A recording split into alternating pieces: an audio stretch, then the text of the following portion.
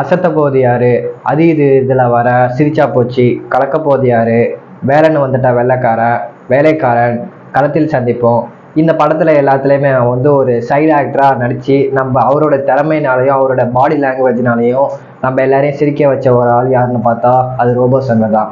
So இவர் இப்போ வந்து நம்ம கூட இல்லை. ஸோ நேற்று நைட்டு 9:05 வந்து இவர் இறந்து போயிட்டார். தன்னோட 46வது வயசில் இவர் நம்ம எல்லாரையும் விட்டு பிரிஞ்சு போயிட்டாரு. ஸோ இவர் வந்து இறந்து போனது அப்படிங்கிறது வந்து நிறைய பேருக்கு வந்து ஒரு ஏற்றுக்கொள்ள முடியாத ஒரு விஷயமா இருந்தாலுமே இது எல்லாருமே வந்து ஏற்றுக்கிட்டு தான் ஆகணும்.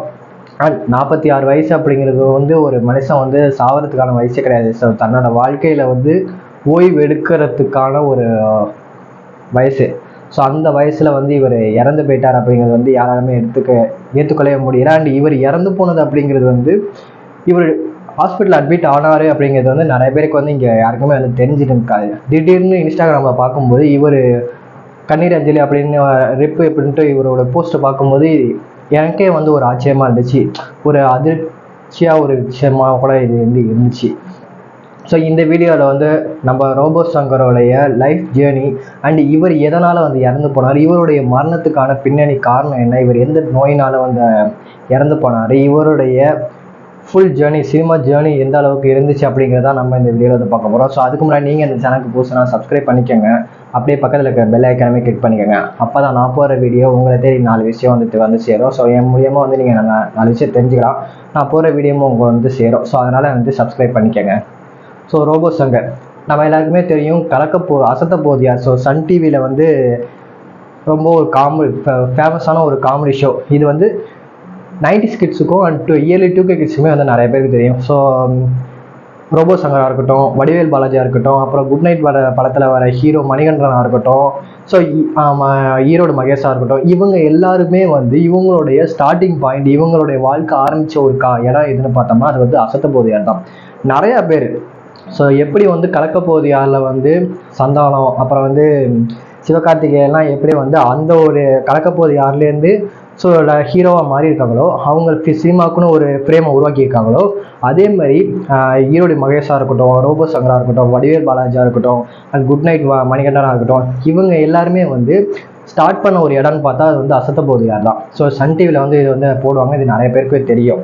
ஸோ அந்த ஷோ இது வந்து ஒரு காமெடி ஷோ. ஸோ இந்த காமெடி ஷோவில் தன்னோட திறமையினாலையும் தன்னுடைய பாடி லாங்குவேஜ், இவர் வந்து ஒரு மிமிக்ரி ஆர்டிஸ்ட். ஸோ மிமிக்ரி மூலியமாக தன்னோட காமெடியை வந்து வெளிப்படுத்தி மக்களை சிரிக்க வைக்கக்கூடிய ஒரு பிரபலமான ஒரு ஆள் தான் வந்து இந்த ரோபோ சங்கர். ஸோ தன்னோட மிமிக்ரி மூலியமாக மற்றவங்களை வந்து சிரிக்க வைக்கக்கூடியது.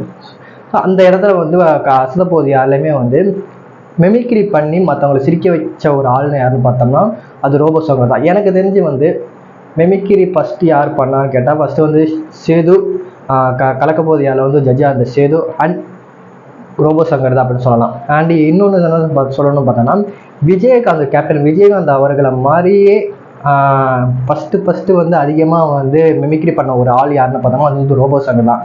அண்டு சின்ன கவுண்டர் விஜயகாந்த் இருக்கார்ல, ஸோ அவரை மாதிரி அவருடைய வாய்ஸ் மட்டுமே இல்லாமல் அவருடைய அவர் நடக்கிற விதமாக இருக்கட்டும், அவர் சிரிக்கிற விதமாக இருக்கட்டும், அந்த அவர் கையசைக்கிற விதமாக இருக்கட்டும், எல்லாமே சின்ன கவுண்டர் விஜயகாந்த் மாதிரியே தான் வந்து ரோபோ சங்கர் வந்து பண்ணியிருந்திருப்பார். எனக்கு தெரிஞ்சு வந்து இப்போதைக்கு நிறைய பேருமே வந்து விஜயகாந்த் மாதிரி வந்து மிமிக்ரி பண்ணலாம், அந்த பாடி லாங்குவேஜ் எல்லாமே பண்ணிட்டு இருந்தாலுமே ஃபஸ்ட்டு விதை போட்டது யாருன்னு பார்த்தோம்னா அது வந்து ரோபோ சங்கர் தான்.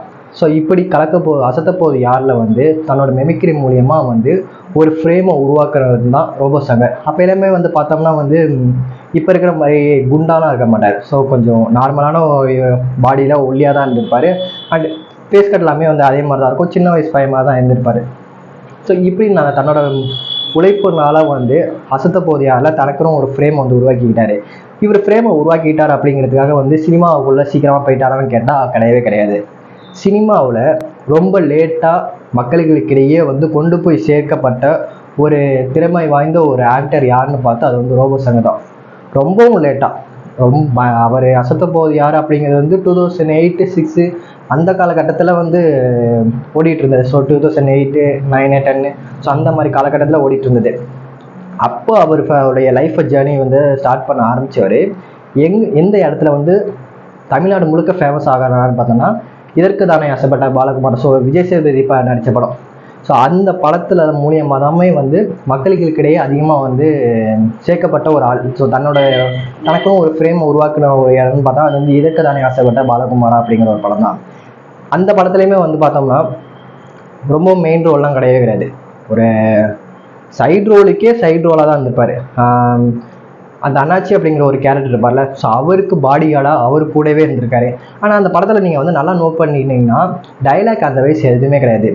அந்த அண்ணாச்சி அப்படிங்கிற கேரக்டருக்கு தான் வந்து நிறைய டைலாக் இருக்கும். ஸோ இவர் ரோபோ சங்கருக்கு வந்து பக்கத்தில் நின்றுக்கிட்டு சும்மா வந்து டேப்லெட் எடுத்து கொடுக்குறது, டீ குடிக்க விடாமல் பண்ணுறது, ஸோ இந்த மாதிரி ஒரு டைலாக் தான். ஸோ அந்த குட்டி குட்டி டைலாக்லையுமே அவருடைய பாடி லாங்குவேஜ் மூலியமாக அவருடைய திறமையை வந்து வெளிப்படுத்தின ஒரு ஆள் யாருன்னு பார்த்தோம்னா ரோபோ சங்கர். ஸோ நீங்கள் அது வந்து நீங்கள் நல்லா நோட் பண்ணி அந்த காமெடி சீல் என்ன நல்லா நோட் பண்ணிங்க தெரியும். டைலாக் அந்த அளவுக்கு அவருக்கு இருக்கவே இருக்காது.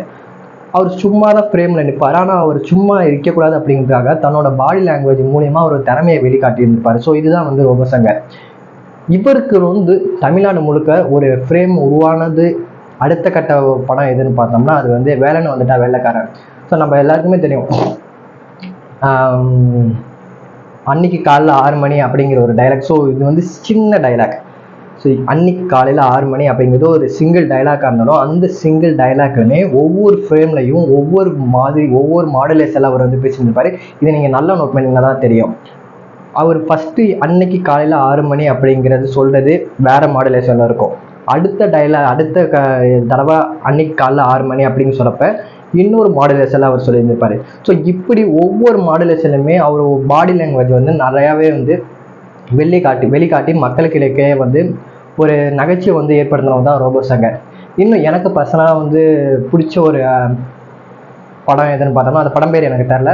பட் அவர் வந்து ஒரு சரக்கு கிட்ட வந்து பேசியிருந்திருப்பார். ஒரு சரக்கு பாட்டில் இருக்கும், அவர் குடிக்கார மாதிரி இருந்துக்கிட்டு ஏன் உன்னை வந்து மிக்ஸ் பண்ணி எல்லாரும் குடிக்கிறாங்க தெரியுமா அப்படின்ட்டு ஒரு சிங்கிள் டைலாக் வந்து தனி அந்த ஃப்ரேம்லேயே வந்து அவர் மட்டும்தான் இருப்பார். இந்த இடத்துல வந்து சரக்கு பாட்டில் கிளாஸில் சரக்கு ஊற்றிருப்போம், இவர் இங்கே நின்று பேசியிருந்திருப்பார். ஸோ இவர் மட்டும்தான் ஃப்ரேம்லேயே தெரிவார். ஆனால் வந்து அந்த காமெடி வந்து ரொம்பவும் ஒரு காமெடியாக இருக்கும். அண்ட் அவருடைய திறமையை வந்து வெளிக்காட்டிச்சிருப்பார். இப்போதைக்கு இது வரைக்குமே முன்னாடி உள்ள காமெடியன்ஸ்லாம் பார்க்கும்போது ஒரு நகைச்சியை வந்து வெளிக்காட்டி இருந்திருப்பாங்க தான். ஒரு காமெடியை வந்து மற்றவங்களை சிரிக்க வைக்கணும் அப்படின்னு தான் வந்து நடிச்சிருந்திருப்பாங்க. ஆனால் ரோபோ சங்கர் வந்து அந்த காமெடியாகவே மாறி இருந்திருப்பார். ஸோ அவர் நேச்சுரலாகவே வந்து நடிக்கிற மாதிரி இருக்கும். ஸோ இவர் வந்து ஒரு சொல்லிக் கொடுத்து நடிக்கிறாங்க அண்ட் இவர் வந்து ஒரு ஆக்டிங் அப்படிங்கிறது தெரியுது அப்படிங்கிறத தாண்டி அவரோட ஆக்டிங் வந்து தெரியாது. அவர் வந்து ஒரு காமெடி, அந்த காமெடிக்குள்ளேயே அவர் தன்னைத்தானே வந்து மாற்றிப்பார் அப்படிங்கிற அளவுக்கு வந்து அந்த காமெடி வந்து வெளிப்படுத்தி இருந்திருப்பார். அண்ட் ஒரு ஃப்ரேமில் நிற்கிறாருன்னா அவர் அந்த ஃப்ரேமில் சும்மா நிற்கக்கூடாதுங்கிறதுக்காக தன்னோட திறமையை வெளிக்காட்டி இருந்திருப்பார். So robot Shankar. அண்டு இவர் வந்து வேலைக்காரன் படத்தில் சிவகார்த்திகோடையாக இருக்கட்டும், அப்புறம் வந்து விஸ்வாசம் படத்தில் வந்து அஜித் கூடையாக இருக்கட்டும், ஸோ இந்த மாதிரி எல்லா இடத்துலையுமே வந்து சைட் ரோலில் தான் நடிச்சிருப்பாங்க. அந்த சைட் ரோல் நடித்தாலுமே நம்ம சைட் ரோலில் தான் நடிக்கிறோம் அப்படிங்கிறத தாண்டி நம்மளோட திறமையை வந்து காட்டுவோம், நமக்குன்னு ஒரு ஃப்ரேம் இருக்கும் அப்படிங்கிற ஒரு திறமையை வெளிக்காமிச்சது தான் ரோபோ சங்கர். ஸோ இப்போ இருக்கிற காமெடி ஆர்டிஸ்டில் வந்து வடிவேலா இருக்கட்டும், இல்லை வந்து சந்தானமாக இருக்கட்டும், இல்லை வந்து புரோட்டா சூர்யா இருக்கட்டும், இல்லை வந்து யோகி பாபா இருக்கட்டும், இவங்களுக்கு எல்லாருக்குமே வந்து தமிழ்நாடு காமெடி அந்த ஃப்ரேம் வந்து அவங்களுக்குன்னு ஒவ்வொரு ஃப்ரேம் வந்துருக்கு. அதே மாதிரி ரோபோ சங்கருக்கும் ஒரு ஃப்ரேம் இருக்கா அப்படின்னு கேட்டால் ரோபோ சங்கருக்கும் ஒரு ஃப்ரேம் இருக்குது. பட் இவங்களை கம்பேர் பண்ணுறப்ப ரோபோ சங்கருக்கு வந்து கொஞ்சம் அண்டர்ரேட்டில் தான் இருக்காருன்னு சொல்லலாம். இப்போ வரைக்குமே வந்து ஒரு அண்டர்ரேட் காமெடின்னு தான் சொல்லலாம். ஆனால் வெல் டேலண்டட் பர்சன். மற்ற காமெடியை கம்பேர் பண்ணுறப்ப ரோபோ சங்கர் வந்து ரொம்பவும் டேலண்டான ஒரு பர்சன். அண்ட் களத்தில் சந்திப்போம் இது one of the best movie. இந்த மூவி வந்து யாரும் பார்க்கலைன்னா நீங்கள் வந்து அந்த படத்தை வந்து பாருங்கள். இதில் வந்து ஜீவா வந்து நடிச்சிருப்பாங்க. So one of the best movie. ரொம்ப அந்த படமே வந்து களத்தில் சந்திப்போம் வந்து ஒரு சின்ன சின்ன டைலாக் தான் இருக்கும். அந்த சின்ன சின்ன டைலாக்லையுமே வந்து பயங்கரமாக வந்து நம்மளுக்கு வந்து ஒவ்வொரு ரோபோ சங்கர் அந்த படத்தில் வந்தாலே சிரிப்பு காட்டக்கூடிய ஒரு இடமா தான் இருந்திருக்கும். ஸோ அந்த அளவுக்கு அவர் டேலண்டான ஒரு பர்சன். அண்ட் இவருக்கு என்ன ஆயிட்டு அப்படிங்கிறத வந்து இவரே நிறைய விஷயத்தில் வந்து நிறைய இடத்துல வந்து சொல்லியிருந்திருக்காரு. இவர் கிட்டத்தட்ட வந்து ஒரு லாஸ்ட் இயரில் இருக்கும்போது ஒரு 120 கிலோ, அதாவது 120 kg வந்து இவர் வந்து இருந்தார். திடீர்னு என்னப்போ ஒரு ஃபோட்டோ வந்து சோசியல் மீடியாவில் வந்து ட்ரெண்ட் ஆகுது. ஸோ யார் ஃபோட்டோனா ரோபோ சங்கர் ஃபோட்டோ தான். இந்த இடத்துல 120 கிலோவில் இருக்கிற ஒரு ரோபோ சங்கருடைய ஃபோட்டோ குண்டா பல்காக இருக்காரு. இந்த இடத்துல பார்க்கும்போது ரோபோ சங்கரா இது அப்படிங்கிற அளவுக்கு ஒரு ஃபோட்டோ வந்து சோசியல் மீடியாவில் வந்து ட்ரெண்ட் ஆகுது. ஸோ இந்த இடத்துல அந்த ரொம்ப ஒல்லியா எலும்பு தோணமாக இருக்கிற ரோபோ சங்கர் வந்து கிட்டத்தட்ட வந்து 60 கிலோ இல்லை 70 கிலோ இல்லை 45 கிலோ வந்து அவர் வந்து இழைச்சி போயிருந்திருக்காரு. இவர் வெயிட் லாஸ் பண்ணியிருக்காரா அப்படின்னு கேட்டோம்னா கிடையவே கிடையாது. ஜிம்க்கெல்லாம் போயிட்டு அவராக வந்து வெயிட் லாஸ் பண்ணல. இவர் தன்னோட உடல்நிலை பிரச்சனைனால அவர் வந்து வெயிட் லாஸ் ஆகியிருந்திருக்காரு. அந்த 45 கிலோவில் இருக்கிறப்ப இவருமே வந்து ஒரு இன்டர்வியூன்னு சொல்லியிருப்பாரு, நான் 45 கிலோவில் இருந்தேன். அப்போ வந்து என்னன்னா வந்து நிறைய பேர் வந்து எனக்கு மாலை எல்லாமே வந்து நான் செத்து போயிடுவேன் அப்படின்ட்டு மாலை எல்லாமே வந்து என் கண்ணு முன்னாடி எடுத்துட்டு வந்தாங்க. அண்ட் பாடி வந்து இன்னைக்கு நைட்டு வந்து போயிடும், அதனால வந்து எல்லாம் ஆக வேண்டிய காரியம்லாம் பாருங்க அப்படிலாமே வந்து எனக்கு முன்னாடி வந்து சொல்லியிருந்திருக்காங்க அப்படின்ட்டு ரோபோ சங்கருமே ஒரு இடத்துல வந்து சொல்லியிருந்திருக்காரு. ஸோ அதை தாண்டி அது எல்லாமே தாண்டி இவர் வந்து மறுபடியும் வந்து லைஃப்பில் வந்து ஜேர்னி பண்ண ஆரம்பித்தார். இவர்கிட்ட வந்து கேட்கும்போது ஒருவேளை நீங்கள் வந்து ஆக்டர் ஆகலை, ஒரு காமெடியன் ஆகலைன்னா நீங்கள் வந்து என்ன ஆயிருந்திருப்பீங்க அப்படின்னு கேட்கும்போது ரோபோ சங்கர் என்ன சொல்லியிருக்காங்கன்னா, பாடி பில்டர். ஆனால் இவர் வந்து ஒரு 2 டைம் வந்து மிஸ்டர் இந்தியா வந்து டைட்டில் வின் பண்ணாராம். ஸோ அதனால் வந்து நான் வந்து ஒரு பாடி பில்டராக இருந்திருப்பேன். அப்படி இல்லையா நான் வந்து ஒரு டீ கடையிலையோ இல்லை வந்து வேறு இடத்துலையோ வந்து நான் வந்து வேலை பார்த்துருந்துருப்பேன். ஆனால் எனக்கான ஒரு ஃப்ரேமை உருவாக்குனது யார், முக்கியமான ஆள் யாருன்னு பார்த்தா இதுக்கு தானே ஆசைப்பட்ட பாலகுமாரா டேரக்டர் தான் வந்து முக்கியமான காரணம். ஏன்னா நான் மெமிக்ரி பண்ணுறேன் அப்படிங்கிறத தாண்டி எனக்கு வந்து என்னோட பாடி லாங்குவேஜை மாற்றின ஒரு ஆள் யாருன்னு பார்த்தோன்னா அது வந்து இதற்கு தானே ஆசைப்பட்டாய் பாலகுமாரா படத்தில் வர டேரக்டர் தான் அப்படின்னு வந்து சொல்லியிருக்காரு. ஏன்னா நீங்கள் வந்து மற்ற எல்லாத்த படத்துலையுமே வந்து பார்த்தீங்கன்னா அந்த தீபாவளி படம்லாம் வந்து அவர் தான் வந்து ஃபஸ்ட்டு படம். ஸோ அந்த படத்தில் வந்து ஒரு சின்ன ஒரு 2 கிளிப் 3 கிளிப் அந்த இடத்துல தான் வந்து அவரே வருவார். ஸோ அங்கே பார்க்கும்போது அது இவர் தானே, ரோபோ சங்கர் தானே அப்படின்னு. அதே மாதிரி சூரியமே அந்த படத்தில் வந்து மீன் விற்கிற அவராகவே இருந்திருப்பாரு. ஸோ இவங்க 2 பேருக்குமே வந்து ஒரு சில இடத்துல தான் வந்து சீனுமே இருந்திருக்கும். அப்போ வந்து ஒரு சிங்கிள் டைலாக் தான் பேசியிருப்பாங்க. ஆனால் இதற்கு தான் ஆசைப்பட்ட பாலகுமார படத்தில் வந்து அவரோட பாடி லாங்குவேஜே வந்து டோட்டல் சேஞ்ச் ஆகிருக்கும். அவர் நிற்கிற விதமே நார்மலாக நிற்காம ஒரு மாதிரி அடியாள் எப்படி நிற்பாங்க, அந்த அடியாள் டெரராகவும் இருக்கக்கூடாது, அண்ட் நம்மளோட திறமையை காமிக்கும், ஆனால் ஆடியன்ஸுக்கு சிரிப்பும் வர வைக்கணும். இது 3மே ஒரே சிங்கிள் டேக்லேயே வந்து நம்ம ஒரு ஸ்க்ரீனில் வந்து நம்ம பண்ணணும் அப்படிங்கிற நிரூபித்த ஒரு ஆள் யாருன்னு பார்த்தோம்னா அது வந்து ரோபோ சங்கர் தான். ஸோ இவர் வந்து திடீர்னு ஒரு ஷூட்டிங் ஸ்பாட்டில் வந்து மயங்கி கீழே விழுறாரு. அண்ட் அதுக்கப்புறமா இவர் வந்து ஹாஸ்பிட்டலில் வந்து என்ன அட்மிட் பண்ணுறாங்க. எப்போ அட்மிட் பண்ணுறாங்கன்னா இப்போ தான் முந்தானேத்தி 16ஆம் தேதி வந்து இவர் வந்து ஜெம் ஹாஸ்பிட்டல் அப்படிங்கிற ஒரு ஹாஸ்பிட்டலில் வந்து இவர் வந்து அட்மிட் பண்ணுறாங்க. இவர் அட்மிட் பண்ணுறப்ப என்ன சொல்லியிருக்காங்கன்னா, டாக்டர் என்ன சொல்லியிருக்காங்கன்னா, இவருக்கு வந்து ஒரு டிசீஸ் அப்படின்னு சொல்ல முடியாது, ஆனால் வந்து இவங்களுடைய உடம்புல வந்து பார்ட்ஸ் எல்லாமே வந்து செயலிழந்துட்டு, உள்ளுறுப்புகள் எல்லாமே பாதி இது செயலிழந்துட்டு அப்படின்னு சொல்கிறாங்க. ஸோ எதனால் செயலிழந்துட்டு அப்படின்னு கேட்கும்போது இவருக்கு இரைப்பை குடலில் இரத்தப்போக்கு, அதாவது வந்து கேஸ்ட்ரோ இண்டஸ்டைல் ப்ளீடிங் அப்படிங்கிற ஒரு நோய் வந்து வந்திருக்கு அப்படின்னு சொல்கிறாங்க. ஸோ ஆக்சுவலி இந்த நோயை பற்றி தான் வந்து நம்ம இப்போ செகண்டாக வந்து பார்க்க போகிறோம். ஸோ இதோட வந்து ரோபோ சங்கருடைய ஜேர்னி வந்து முடிஞ்சிருச்சு. ஸோ அவர் அசத்த போது 6ல் ஸ்டார்ட் பண்ண இவர் கடைசியாக வந்து இந்த படத்தில் வேலன் வந்துட்டா வெள்ளைக்காரன், அவருக்குன்னு ஒரு ஃப்ரேமை உருவாக்கி, அதுக்கப்புறமா தலையோட விசுவாச படம், அதுக்கப்புறமா வேலைக்காரன் படம், ஸோ களத்தில் சந்திப்போம், அதுக்கப்புறமா இது மாதிரி ஒரு சின்ன சின்ன இது மாதிரி படங்கள் எல்லாமே தனக்குன்னு ஒரு ஃப்ரேமை உருவாக்கி முடிச்சுட்டு இன்னொரு படத்துக்கு சைன் பண்ணி அந்த ஷூட்டிங் ஸ்பாட்டில் இருக்கிறப்ப அவர் வந்து மயங்கி கீழே வந்துட்டார். ஸோ இதோட இவருடைய சினிமா ஜேர்னி வந்து முடிஞ்சிருச்சு. ஸோ இதுக்கப்புறமா இவருக்கு என்ன ஆயிட்டு, ஏன் இவர் திடீர்னு இறந்து போனது அப்படிங்கிறத நான் வந்து சொல்ல போகிறேன். ஸோ இவருக்கு நான் சொன்ன மாதிரி தான் வந்து கேஸ்ட்ரோ இண்டஸ்டைன் ப்ளீடிங் அப்படிங்கிற ஒரு டிசீஸ் வந்து இருந்திருக்கு. அதாவது என்னன்னு பார்த்தோம்னா இரைப்பை குடலில் இரத்தப்போக்கு. ஸோ இது எதனால் வந்து இதாகும்னா, அதிகமாக வந்து ட்ரிங்க்ஸ் எடுத்துக்கிட்டதுனால வந்து அதிகமாக வந்து நம்ம வந்து சரக்கு அடித்தோம்னா இந்த டிசீஸ் வந்து வரும் அப்படின்னு வந்து சொல்கிறாங்க. ஸோ இதுக்கான சிம்டம்ஸ் என்ன, இது எப்படி வந்து கண்டுபிடிக்கலாம் அப்படிங்கிறத பற்றி நான் வந்து பார்க்கும்போது ரொம்பவும் பயங்கரமாக இருந்துச்சு. ஸோ இப்படி கஷ்டப்படுறதுக்கு ஒரு மனுஷன் இந்த அளவுக்கு கஷ்டப்படுறதுக்கு அவன் செத்தே போயிடலாம், அந்த அளவுக்கு ஒரு மோசமான ஒரு சிம்டம்ஸுமே வந்து ரொம்ப மோசமான ஒரு சிம்டம்ஸுமாக இருந்துச்சு. ஸோ அந்த சிம்டம்ஸ் என்னென்னு பார்த்தோம்னா, ஃபஸ்ட்டு எடுத்தோடனே இவங்களுக்கு வந்து ரொம்பவும் பயங்கரமாக வந்து தலைவலிக்கும், அப்புறம் வந்து வயிறு ரொம்ப வலிக்கும், வயிறு ரொம்ப எரியும். எப்படின்னா வந்து இவங்களுக்கு வந்து சீக்கிரமாக வந்து அல்சர் வந்துடும். ஸோ இந்த இரைப்பை குடலில் இரத்தப்போக்கு, அதாவது வந்து கேஸ்ட்ரோ இண்டஸ்டைன் ப்ளீடிங், ஸோ இந்த டிசீஸ் வந்துருச்சுனாலே வந்து இவங்களுக்கு ஈஸியாக வந்து அல்சர் வந்துடும். அண்ட் இவங்களுக்கு வந்து திடீர்னு வந்து மயக்கம் வர ஆரம்பித்தோம், அப்புறம் வந்து வாந்தி வந்து பிளட் வாமிட் வந்து அதிகமாக வந்து எடுப்பாங்க. அண்ட் மோஷன் வந்து போகிறப்போ வந்து இவங்களுக்கு வந்து ஒரு பிளாக் கலரில் போகும். ஸோ நார்மலான மோஷன் போகுது அப்படின்னா வந்து அவங்களுக்கு வந்து ஒரு பழுப்பு நில கலர் இல்லைனா வந்து எல்லோ கலரில் போனால் மட்டும்தான் ஒரு நார்மலான ஒரு இது. ஸோ இந்த டிசீஸ் வந்துருச்சுன்னா அவங்களுக்கு வந்து பிளாக் கலரில் வந்து போகும். ஸோ பிளாக் கலர் போகிறது அப்படிங்கிறது வந்து போகக்கூடாது. அண்ட் இது வந்து சில பேர் வந்து டேப்லெட் எடுத்தாங்கன்னா இது மாதிரி பிளாக் கலரில் வந்து போகும். ஆனால் திடீர்னு இந்த மாதிரிலாம் பிளாக் கலர் மோஷன் போகிறது அப்படிங்கிறது வந்து போகக்கூடாது. அண்ட் மோஷனுமே வந்து ப்ளீடிங்கோட போகும். அதாவது வந்து மோஷனில் வந்து பிளட்டு இதாகும். ஸோ பிளட்டோட வந்து மோஷன் போகும்.